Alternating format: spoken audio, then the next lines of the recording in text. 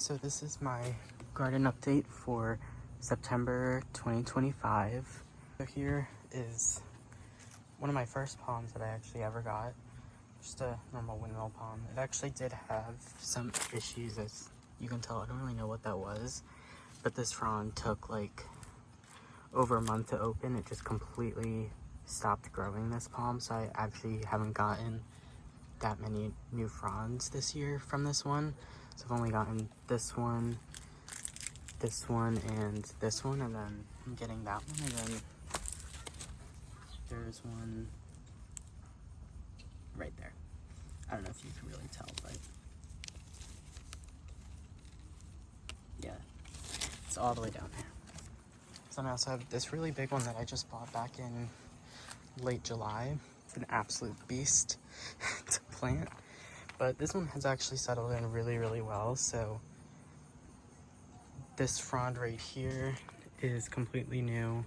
This one's also new. This is the newest one. And then I have this here, right here, which has not started opening yet, which I don't really expect it.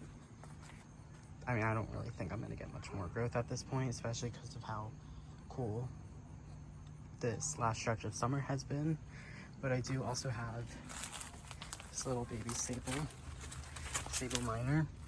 I got it from Palmyra, and I just saw like one lone thing, and I was like, they're totally gonna rip that up, so I kind of just ripped it up. I did not think it was gonna survive because they do not like being ripped up, and it's been through a lot. I did not protect it at all this winter, and it also got dug up by an animal. And then the animal didn't care for it, so it just dug it up and then left it on the ground. So I just planted it, and this is one new frond. That's all I've gotten this year, which, you know, makes sense for not only a sable miner, but also the fact that it's been through a lot of trauma. So over here I just have hostas, azaleas, and I have a little tiny rhododendron. It's growing really slow, but that's also expected. So over here I have some milkweed. I did have a lot of caterpillars on it, but I think the birds actually might have taken them, because I had tons of birds out front, and once I saw the birds, they were all gone. So I also have this prickly pear cutting. It did root, but I haven't gotten any growth yet on it. Then I also just have some other cacti I really love. Cacti. Here's a dragon fruit, another dragon fruit. I forget the names of those, but I've had that for like 4 years. And then over here, I'm starting some Mexican palm seeds. I have one sprout, and then I have another sprout, and I have 2 other sprouts inside that are in the bag. So I'm kind of doing an experiment to see which one's better. And then I also have just a pygmy date palm and Chinese fan palm, which I've had for about 1.5 years, which doesn't look very good at all. It got burnt really badly. So now on to this side. I do have this lavender that I started from seed, I think 2 years ago. And it is kind of having dieback, and I kind of need to figure that out. I don't know why. I think I might just kind of cut it back, because I did already have a bloom, and then I cut it back pretty weak. And so I'm getting a couple more blooms, but I think I need to cut it back again. And then over here, just ignore this rhododendron. It just hates its life, I guess. I don't really know. Well, actually, no. Gave it way too much sun. And then I have these elephant ears, which I started this year from bulb.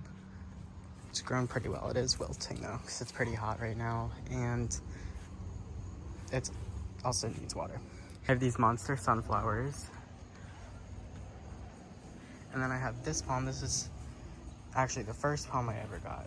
This one has actually put on a lot of growth, with fronds at least. So I got this one. So 1, 2, 3, 4, 5. And I have 6. There's probably a 7th in there somewhere. Oh, also this one. I don't remember if I said that one or not, but that one too. And then I have this prickly pear that I took from the one over there, which I'll show in a second. This one I just kind of plopped on the ground and starting to grow. And then I have a needle palm which I got in, I believe, June.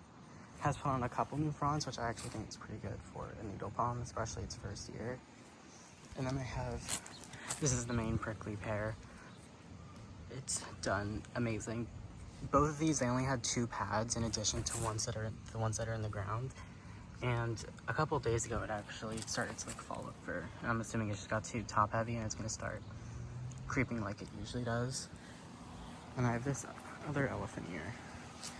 People doing the concrete out back, they kind of ripped it up a little bit, but it's okay. So here's one of my crepe myrtles that actually has powdery mildew right now. So it is not very happy. I really need to treat that. Then a weeping willow, the one that I started from a cutting that was probably like this big.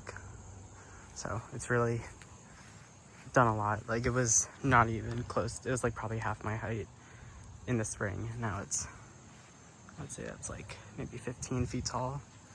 Then I have another crepe myrtle.